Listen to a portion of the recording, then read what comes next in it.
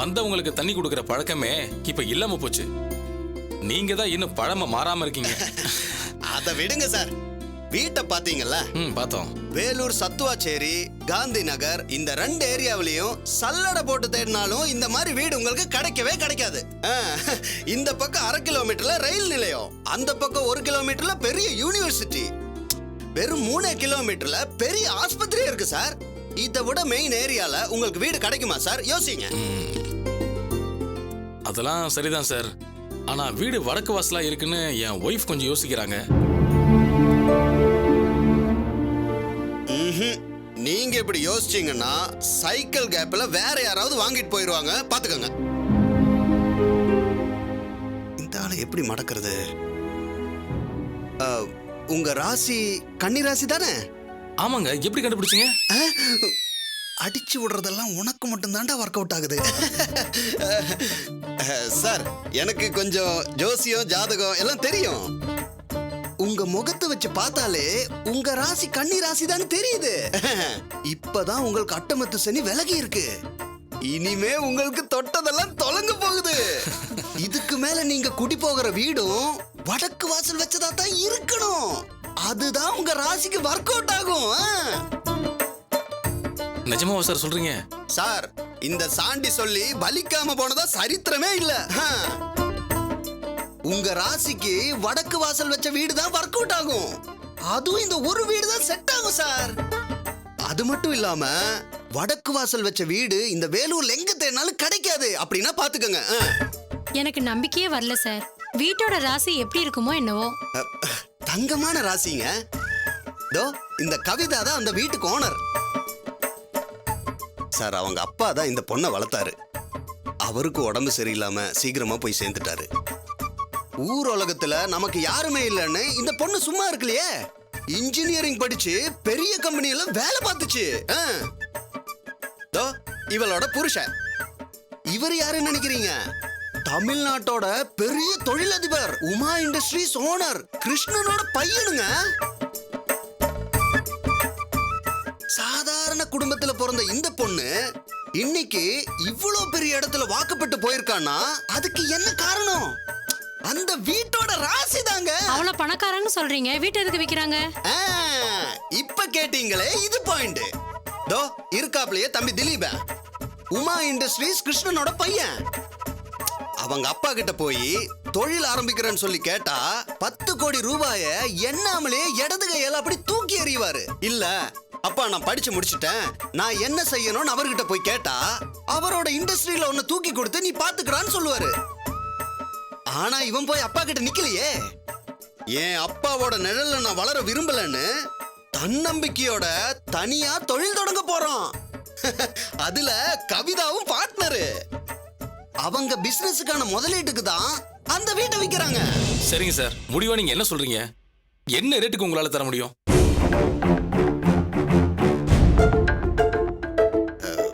பாருங்க, அவசரம் இல்லைன்னா இந்த வீட்டை 40 லட்சத்துக்கு குறைச்சு விற்கவே மாட்டோம். இப்ப பண அவசர தேவைக்காக தான் 25 லட்சத்துக்கு இறங்கி வந்திருக்கோம். இதுக்கு மேல இறங்கி வருவோம்னு நினைக்காதீங்க. இதுவே உங்க அதிர்ஷ்டம். 25 நான் முடிச்சிடலாம், 25 இப்ப முடிச்சிடலாம். ஆமா, ஒரு நிமிஷம் சார். ஆமா,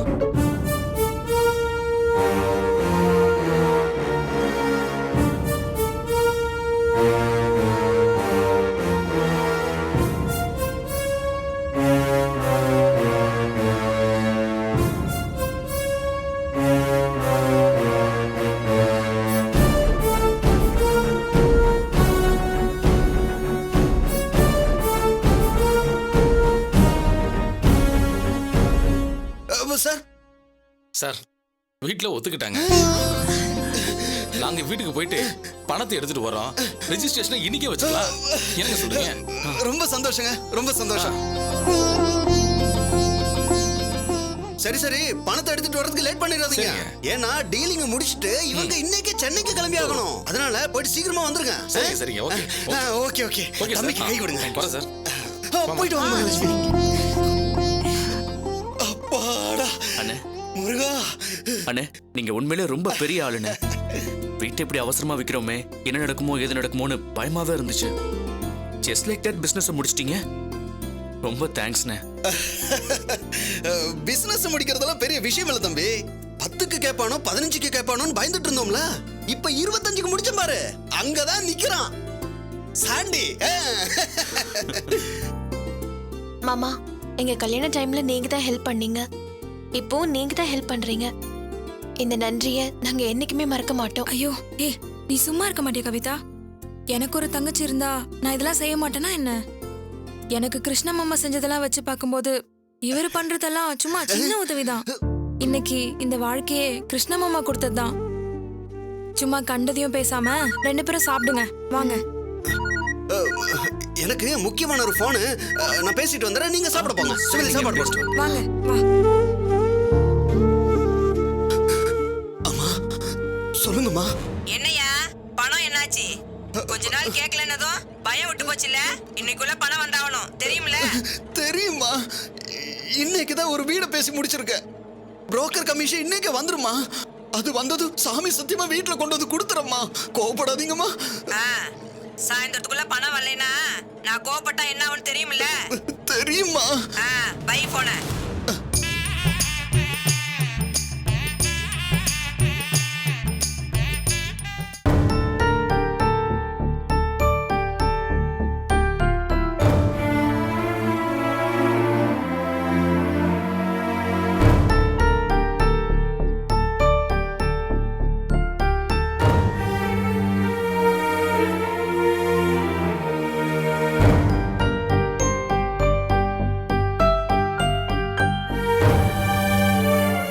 எனக்கு என்னமோ நீ தேவையில்லாம கவலைப்படுறியோன்னு தோணுது.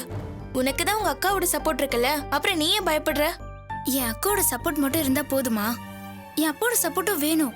என் அக்கா கல்யாணத்துல என்னென்ன கலாட்டா நடந்ததுன்னு உனக்கு தெரிஞ்சா நீ இப்படியெல்லாம் பேசவே மாட்ட. உங்க அப்பா இதுதான் என்ன? பிரபா வீட்ல ஓகேனா உங்க கல்யாணத்தை அவங்க நடத்திட்டு போறாங்க. உங்க அக்கா கல்யாணத்தை கூட அவங்க அமோகமா நடத்தலையா என்ன? இல்லடி, என் அக்காவோட தைரியம் எனக்கு வரவே வராது. என் அப்பா அவ்வளவு முட்டுக்கட்டு போட்டும் எங்க அக்கா ரொம்ப தைரியமா போராடினா. அவ அளவுக்கு என்னால போராட முடியுமான்னு எனக்கு தெரியல. காதலுக்கு இன்னொரு பேரு போராட்டம் தான் பூமிகா. நீ கவலைப்படாத. பிரபாவுக்கு சம்மதம், அவங்க அப்பா அம்மாவுக்கு சம்மதம்னு தெரிஞ்சா போதும். அதுக்கப்புறம் நீ தைரியமா இரு. அவங்களே உன்னை தூக்கிட்டு போய் கல்யாணம் பண்ணிருவாங்க. உடனே அப்பா அப்பான்னு பயப்பட ஆரம்பிக்காத.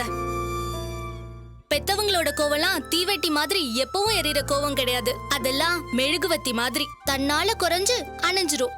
உனக்குன்னு ஒரு குழந்தை பிறந்துட்டா எல்லாம் சரியாயிடும். என் அப்பா அந்த மாதிரி எல்லாம் இல்லடி. அவர் எப்பவுமே கோவத்தை மனசுல வச்சுட்டே இருப்பாரு. அதான் எனக்கு ரொம்ப பயமா இருக்கு. பயந்துகிட்டே இருந்தா எந்த வேலையும் நடக்காது. தைரியமா இரு பூமிகா. பிரபா வீட்ல சம்மதம் தானே, அப்புறம் என்ன? பிரபா வீட்ல சம்மதமான்னு தெரியலப்பா. பிரபாவுக்கே சம்மதமா இல்லையான்னு எனக்கு தெரியல. அவங்க வீட்ல சம்மதம் தாப்பா. அப்படி இல்லாமல அவங்க அக்கா வீடேறி வந்து பொண்ணு கேட்டிருப்பாங்க. பெரியவங்க கிட்ட பேசி சம்மதம் வாங்கினதுக்கு அப்புறம் தான் புறப்பட்டே வந்திருப்பாங்க. அதானே, உங்க அப்பாவை நம்புறதுக்கு நீ உங்க அக்காவை நம்பலாம். அவங்க கிட்ட விட்டு உன் கல்யாணத்தை ஜாம் ஜாம்னு நடத்துவாங்க. ஆமாப்பா, இப்போதைக்கு என்னோட நம்பிக்கை எல்லாம் அவங்கதான். அவங்க இருக்கிற தைரியத்துல தான் நான் பிரபா மேல ஆசையே வளர்த்துக்கிட்டேன். அப்புறம் என்ன மச்சி, கவலை விட சந்தோஷமா இரு.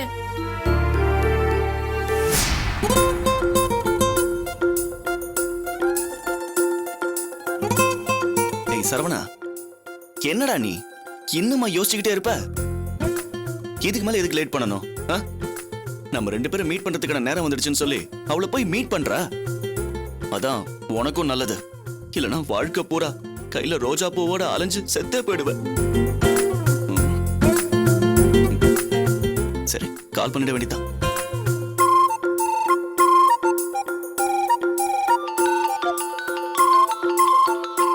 ஏய், எடுத்து பேசுடி. உன் ஹீரோ தானே பண்றாரு. ஏய், இது ஹீரோ இல்லடி, ஃப்ரெண்டு. சொல்லுங்க கமல். ஹாய் அர்ஷினி, சாரி பிஸியா இருக்கிற நேரத்துல நான் டிஸ்டர்ப் பண்ணிட்டேனா? ஃப்ரெண்ட்ஸ் கிட்ட அரட்டை அடிச்சிட்டு இருக்கிறதெல்லாம் பிஸி இல்லையே. வெட்டியா தான் அரட்டை அடிச்சிட்டு இருக்கேன். என்ன விஷயம் சொல்லுங்க. அது ஒன்றும் இல்லை, என் பக்கம் இருக்கிற ப்ராப்ளம்லாம் சால்வ் ஆயிடுச்சு. உங்க பக்கம் எப்படி? இந்த பக்கமும் அதே மாதிரி தான். இப்பதான் வீடு கொஞ்சம் நிம்மதியா இருக்கு. அப்போ நாம மீட் பண்றத இதுக்கு மேலேயும் தள்ளி போடணுமா? அதானே, நம்ம மீட் பண்றது எதுக்காக தள்ளி போடணும்? நிறைய விஷயம் பேசணுங்க. நிறைய விஷயங்கள் நான் உங்ககிட்ட சொல்லணும். உடனடியா மீட் பண்ணணும்னு என் மனசு துடிச்சுக்கிட்டே இருக்கு. விட்டா ஃபோன் வழியா இந்த பக்கம் குதிச்சு வந்துருவீங்க போல இருக்கு. நான் இனிமே ஃப்ரீ தான். உங்களுக்கு எப்போ மீட் பண்ணணும்னு சொல்லுங்க, பண்ணிடுவோம். சூப்பர். அப்ப நாம இன்னைக்கே ஒரு நல்ல ரெஸ்டாரண்ட்ல மீட் பண்ணிடுவோம். ஷியோர் கமல்.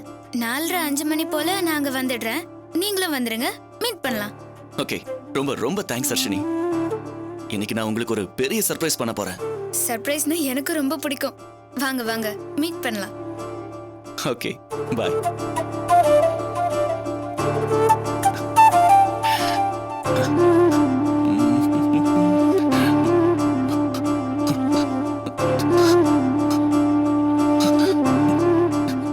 என்னடா அது? மீட் பண்ணலாம்னு சொன்ன உடனே கை காலெல்லாம் இப்படி வெறுக்குது. டேய் சரவணா, அங்க போய் எதுவும் சொதப்பிடாம ஸ்ட்ரைட்டா சொல்லிடுறா. அவதான் ஐ லவ் யூ சொல்ல தைரியம் இல்லாம சுத்தி வளைக்கிறானா? நீ அப்படி இருக்க கூடாதுடா.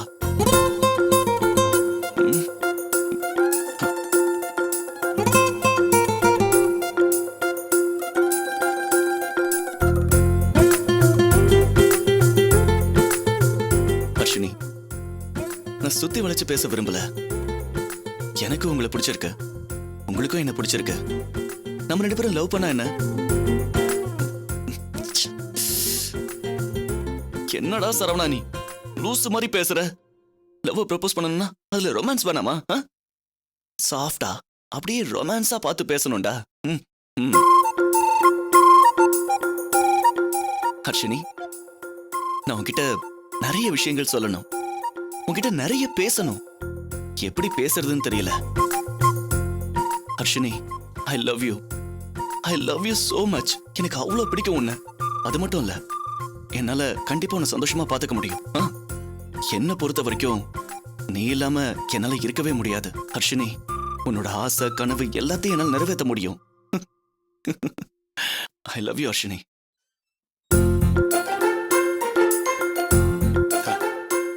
என்ன இது, பைத்தியம் கீத்தியம் பிடிச்சிருச்சோ? மொபைல கையில வச்சுக்கிட்டு தனியா பேசிக்கிட்டு இருக்காரு. பெரிய இடத்து விவகாரம் நமக்கு எதுக்கு? அதையும் மீறி கேட்டா ஏதோ புது வகையான தியானம் அது இதுன்னு சொல்லுவாங்க. இந்த தியானம்லாம் அவங்களோடவே இருக்கட்டும்.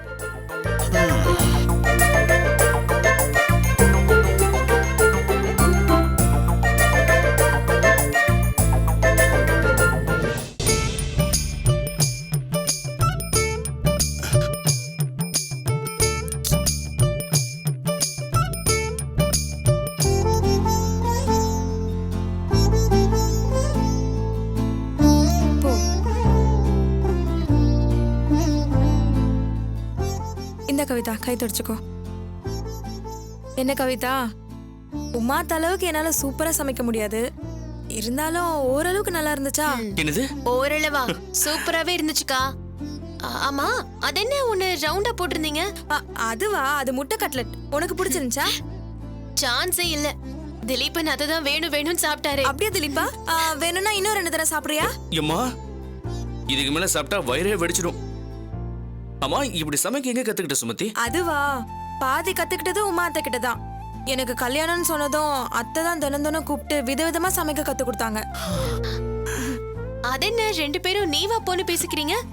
2 குடும்பமும் முதல்ல இருந்தே ஒன்னாதானே இருந்தோம் கவிதா. சின்ன வயசுல இருந்தே இப்படியே கூப்பிட்டு பழகிடுச்சு. ஆமா கவிதா, திடீர்னு அவன் என்ன வாங்க போங்கன்னு கூப்பிட்டாலோ இல்ல நான் அவனை வாங்க போங்கன்னு கூப்பிட்டாலோ 2 பேருக்குமே ஒரு மாதிரி இருக்கும். என்ன தம்பி இத்தனோண்டு சாப்பிட்டு வயத்தை தடவிட்டு இருக்க? ஐயோ அண்ணே, அது எப்படின்னா இவ்வளவு சூப்பரா சமைக்கிறா, நீங்க தொந்திய போடாம அப்படியே இருக்கீங்க. இது இரும்பு உடம்பு தம்பி, என்னடி எப்பவுமே தொந்தி வராது. போதும். சுமதி அக்கா, அடுத்த தெருவுல தான் என் ஃப்ரெண்ட் இருக்கா. ஒரு எட்டு போய் பார்த்துட்டு வந்துட்டுமா? கவிதா, நீங்க பாட்டுக்கு போயிட்டா வாங்க போற பார்ட்டி வந்து நிப்பான்ல. அதிகம் போனா ஒரு 10 நிமிஷம் தான் ஆகுமாமா. சரி சரி, அப்படின்னா போயிட்டு சீக்கிரமா வந்துருங்க. பார்ட்டி வந்ததும் ரெஜிஸ்ட்ரார் ஆபீஸ்க்கு போகணும். சீக்கிரம் வந்துரும், கவலைப்படாதீங்க. சரி, அப்படின்னா போயிட்டு வரேன் சுமதி. சரி, வரோம். சீக்கிரம் வந்துருங்க.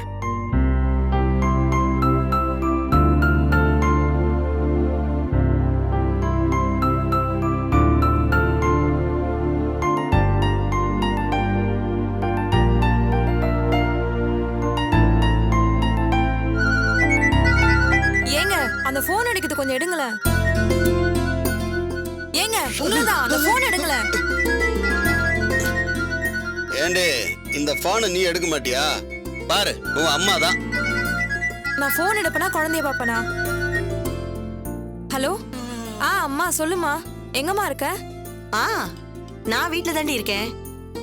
அப்புறம் உன் பிள்ளைக்கு ஏதோ பர்த் சர்டிபிகேட் வாங்கணும்னு சொல்லிக்கிட்டு இருந்தல்ல, அது என்னைக்குடி வேணும்? இப்போ ஒன்றும் அவசரம் இல்லம்மா. அது சரி, திலீப்பனும் கவிதாவும் இங்க வந்திருக்காங்கம்மா, உனக்கு தெரியுமா? என்னது? அவங்க எதுக்குடி அங்க வந்தாங்க? பாவம்மா, திலீப்பன் ஏதோ தொழில் தொடங்கணும்னு சொல்லிட்டு பேங்க்ல லோன் கேட்டிருப்பான் போல இருக்கு. லோன் கிடைக்கல, அதான் கவிதாவோட பூர்வீக வீட்டை வித்துலான்னு 2 பேரும் இங்க வந்திருக்காங்க. ஓ மருமகன் தான் அந்த வீட்டை விற்கிறதுக்கு எல்லா ஏற்பாடும் பண்ணிட்டு இருக்காருமா. ச்சே, அட பாவிங்களா, எனக்கு தெரியாம இவங்க 2 பேரும் இப்படி ஒரு ரூட்ல போறாங்களா? அதுக்கு இந்த கூறுகட்ட மாப்பிள்ள ஏற்பாடு வேற பண்றானா? இல்லையே, இது தப்பாச்சே. ஹலோ அம்மா. சொல்லுமா. அவங்கள எப்படியும் விருந்து கழைக்கணும்லம்மா, அதான் அவங்கள உட்கார வச்சு விருந்து சாப்பிட வச்சுட்டேன். ஆமா, ரொம்ப முக்கியம். அவங்க ரொம்ப சந்தோஷமா சாப்பிட்டாங்கம்மா. அதுலயும் முட்டை கட்லெட்னு ஒண்ணு பண்ணேன். திலீப்பன் அதை கொண்டான்னு வாங்கி வாங்கி சாப்பிட்டான். நீ கால் பண்ண நேரம் பார்த்து அவங்க 2 பேரும் இப்பதான் பக்கத்து தெரு வரைக்கும் போயிருக்காங்க. அப்படியா செல்லம்? ரொம்ப சந்தோஷம்டா. சரி, மாப்பிள்ள அங்க இருக்காரா? இருக்காருமா, தோ பக்கத்துல தான் இருக்காரு. தோ தரேன். ஏங்க ஏங்க, நாங்க அம்மா பேசணுமா? என்னத நல்லா இருக்கீங்களா? உங்க ஃப்ரெண்டு வீட்டு வாரிசு நம்ம கிட்ட தான் ஹெல்ப் கேட்டு வந்திருக்காங்க. அவங்களுக்கு நான் தான் எல்லாத்தையும் செஞ்சுக்கிட்டு இருக்கேன். உங்க பொண்ணு தான் சொல்லிருப்பாள்ல. ஆமாமா, கேள்விப்பட்டேன். மாப்பிள்ள, கொஞ்சம் சுமதி காதல விழாத அளவுக்கு தள்ளி வந்து பேசுறீங்களா?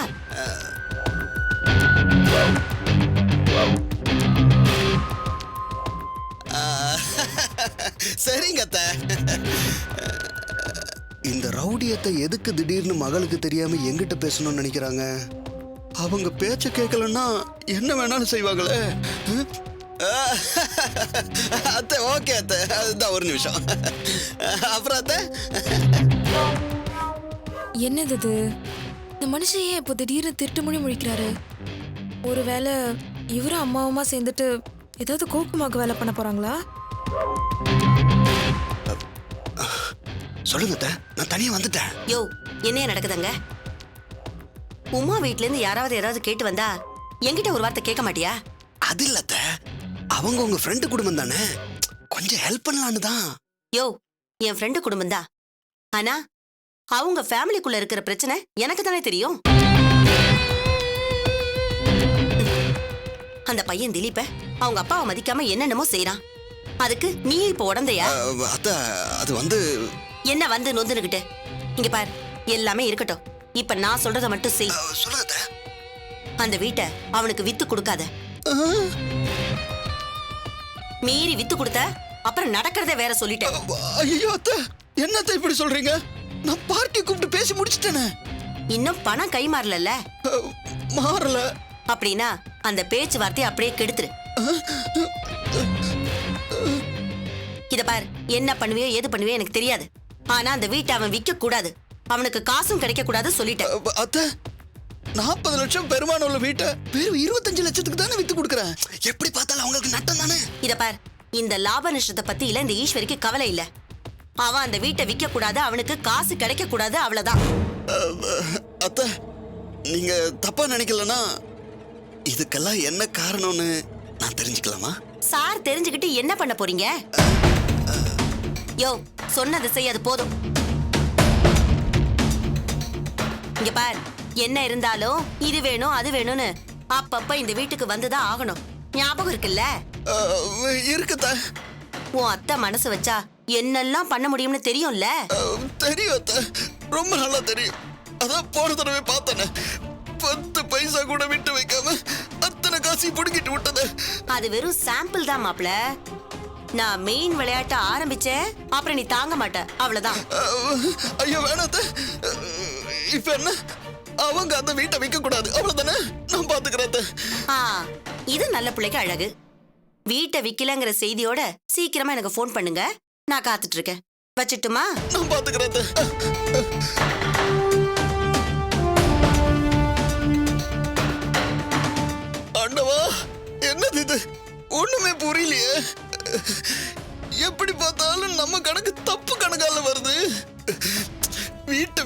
கமிஷன்ல முக்கியமான கடனை அடைச்சு முடிச்சிடலான்னு பார்த்தா விட மாட்டேங்கிறாங்களே. என்ன பண்றது? நான் வாக்கப்பட்ட வீடு அப்படி. அந்த பொம்பளை பகைச்சுக்கிட்டு நான் எப்படி வாழ முடியும்? பகைச்சுக்கிட்டா இப்ப கிடைக்கிற 5-10 கூட அந்த பக்கத்துல இருந்து கிடைக்காம போயிரும். எழுத்து